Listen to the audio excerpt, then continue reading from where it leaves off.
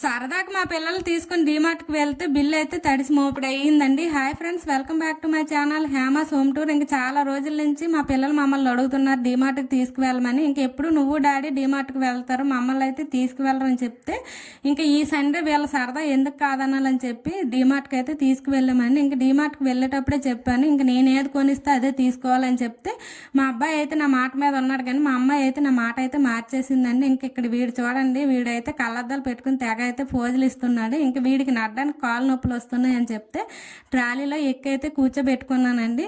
ఇంకైతే డీమార్ట్ అంతా వీళ్ళైతే ఫుల్గా షాపింగ్ అయితే చేసేసారండి. ఇంక వీడైతే బొమ్మలు చూడగానే ఇంకా అక్కడి నుంచి రాకుండా వారితోనే ఆడుకుంటున్నాడు. ఇంకా ఈలోపు మా పాప మా వారైతే డీమార్ట్ అంతా షికార్లు అయితే చేస్తున్నారు. ఇంక వీళ్ళ దగ్గరికి అయితే మేము వచ్చామండి. ఇంక మేము వచ్చేసరికి మా పాప అయితే ఇక్కడ చెప్పులు అయితే సెలక్షన్ చేసుకుంటుందండి.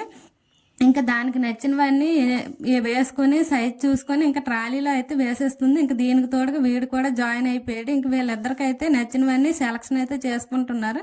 ఇంకా వీళ్ళ షాపింగ్ అయితే మామూలుగా లేదు. ఇంకా నచ్చినవన్నీ ట్రాలీలో వేసేసారు. ఇంకైతే అవి అక్కడ పక్కన పెట్టేసి ఇంక వీళ్ళని తీసుకుని కిందకైతే వచ్చేసానండి. ఇంకా ఈ మధ్యలోనే బొమ్మలు కనబడితే అవి కూడా చూసి అక్కడ కాసేపు అయితే ఆడుకున్నారండి. ఇంక బిల్లు వేయించుకుని బయటకు అయితే వచ్చేసాం. ఇంకా తిని ఇక్కడ ఐస్ క్రీమ్ అడిగింది, మేము కొనివ్వలేదని చెప్పి ఏడుస్తుంది.